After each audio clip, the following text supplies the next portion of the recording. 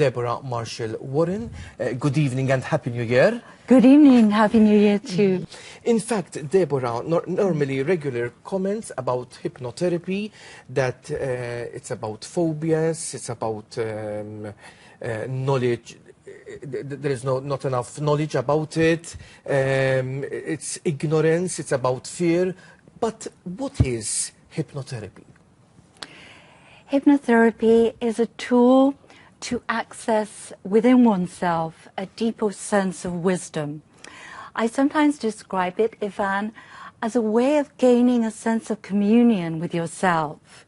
So in some ways, those viewers that pray a lot, they also, in a sense, go into a state of hypnosis. It's a relaxing state, but it is a state where you are able to access a sense of revelation about oneself.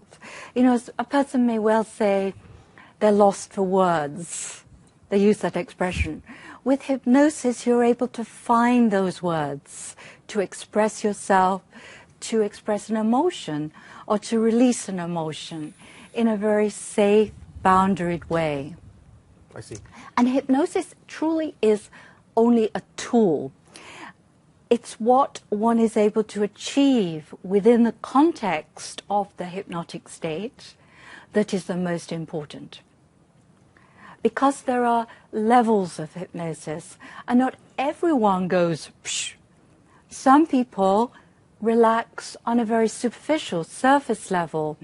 And so I often say to a client, they'll say to me, "Oh, I wasn't in hypnosis. I remember everything you said, everything I said, and I wasn't as relaxed as I thought it was going to be."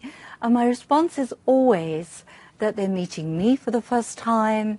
It's a very new environment. It's a first experience. I see. They haven't done this before. And so on a second occasion, they always just go, psh. And those viewers who say, "Oh, no one's going to hypnotize me, I'm not going to lose control," they're the easiest sometimes because they're so surprised and amazed to actually relax.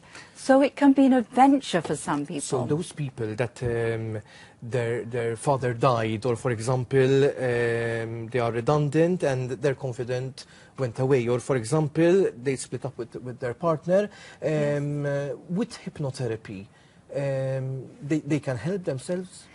And can you explain how come? Shall I begin with grief? Yes. And say the death of a parent? The most important thing to say is, in contemporary times, grief is a natural process.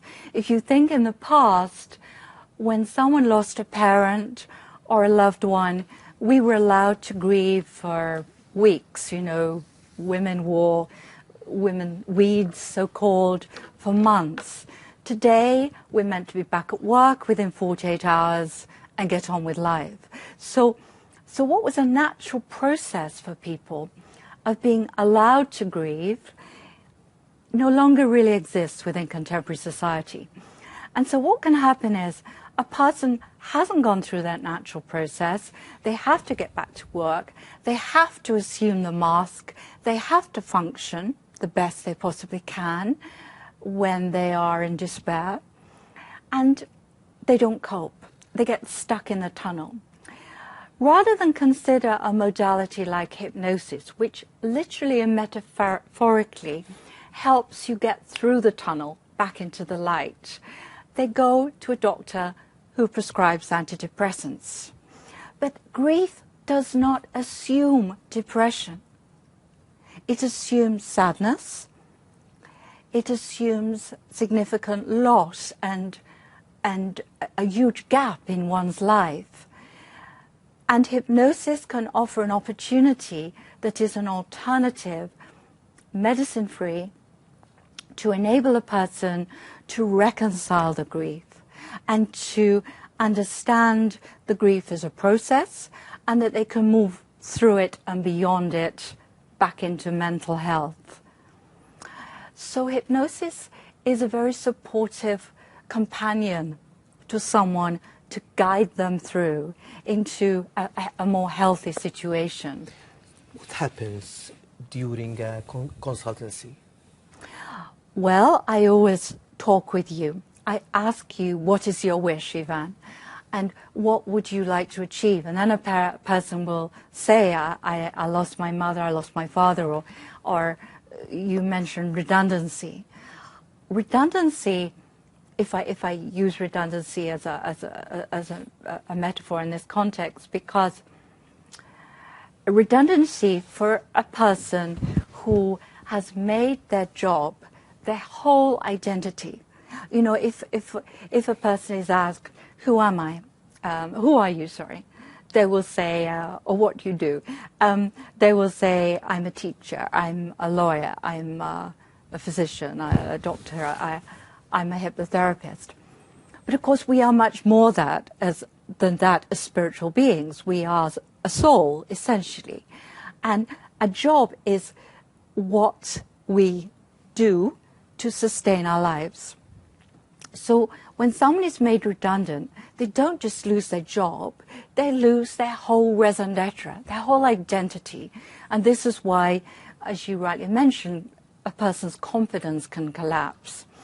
And with hypnosis, I can take you back before your redundancy and even before the job, maybe your whole career, to look at all of the successes you've achieved, all of the cups you've filled, that your cup literally and metaphorically is flowing over with confidence and self-esteem and self-worth.